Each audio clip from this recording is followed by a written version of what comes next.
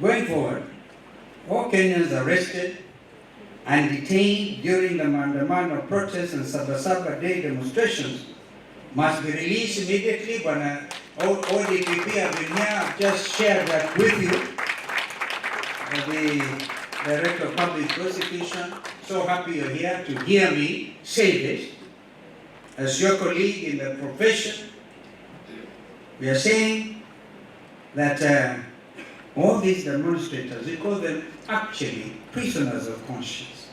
They have to be released immediately and unconditionally. A lot of them are out on bail terms. Thank you again, Madam President. You worked very hard.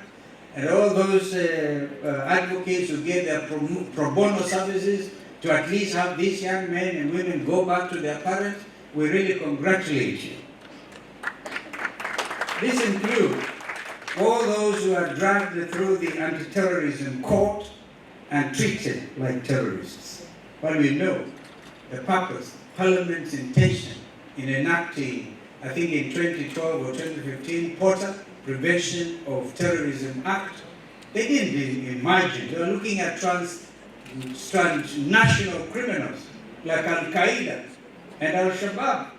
And you get these young Kenyans and you take them there and you really put the fear of God in there.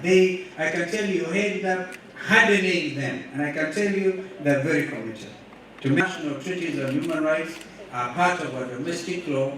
We are then bound by the same.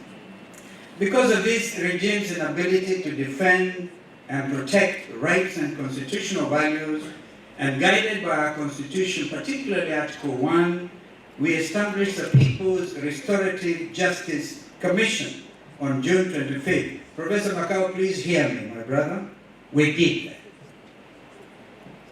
This people-led initiative, chaired by Speaker Emeritus Jamie Muturi and Commissioners Dan Maanzo, Fred Ogola, Asha Bashir, and Nerima Wako, has been working around the clock to restore dignity, rebuild lives, families, communities, and society, and hold perpetrators accountable for crimes against humanity.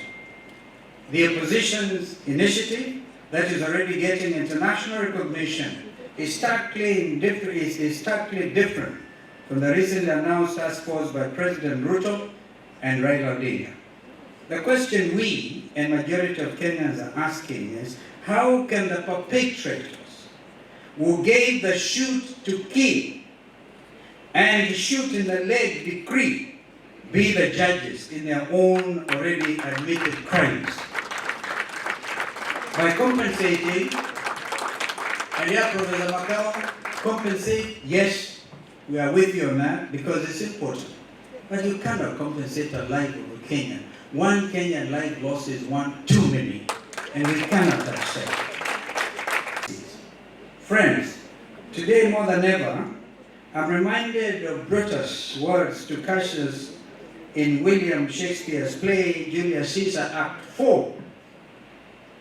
And I paraphrase, I think I will just quote it because it's so opportune, even as you look at the Indian Ocean from this place. It's a beautiful place. I don't know how many of us know that our sea, our coastline, is one of the best anywhere in the world. And I can tell you the southern sea, for example, the Diani area, amazing beauty. But therefore, remind you, and Julius Caesar, Act 4, that there's a tide in the affairs of men, which taken with the flood, leads them to fortune, omitted, all the voyage of their life is bound in shallows and in miseries. I would actually want to add, we conclude that, and on such a full sea, that's what we are, Kenya, on such a full sea, are we now afloat. And we must take the current when it serves, or lose our ventures, is an issue. End of quote. Time, ladies and gentlemen, dear colleagues, learned friends, is extremely of the essence. It is important, and we have to come to the rescue of this nation from a regime actively determined to suspend our hard-fought constitution. The law is not just an instrument of order. It is a covenant of justice. If we are not vigilant, our constitution shall be eroded and Kenya's present and future will be undermined. Kenya cannot succeed without a vigilant and courageous legal profession. And you, the defenders of the law, cannot succeed without a principled political class willing to defend our independence. If we lose the law, we lose the nation. This is a challenge of the most consequential discussion of our time. Therefore, President, I want to tell you that one of the things that President Ruto has done is to call for a joint PG, parliamentary group meeting, between ODM and UDA. It is within their right to do so. But let them be distant. If indeed I see the Secretary General of ODM here, Senator Sifuna, if indeed you attend that meeting at State House on Monday, for the love of this country and good order and governance and the supremacy of our institutions. We just had Professor Makau give a very good lecture on the separation of powers. And I've actually said Parliament itself is under state capture.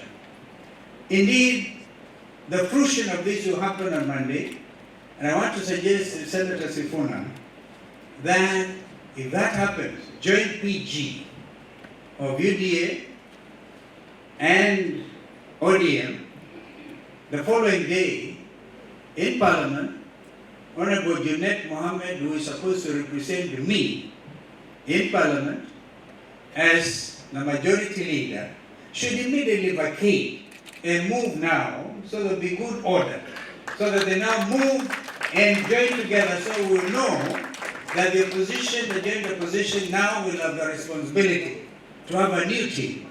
We are very able young legislators, like Babu Wino, who was just in here. Because of these regimes, as Chief Justice Comey said correctly yesterday, you cannot criminalize human rights. Defenders, we all know, under Article 20 of the Constitution, since 1920 of the Constitution, we imported, and this is part of our domestic law, those treaties that Kenya has been signatory to, and all those human rights treaties. Therefore, you cannot run away and pretend you're an island, when indeed, under Constitution 20 yourself, and you have sworn to uphold the Constitution as by law established. Therefore,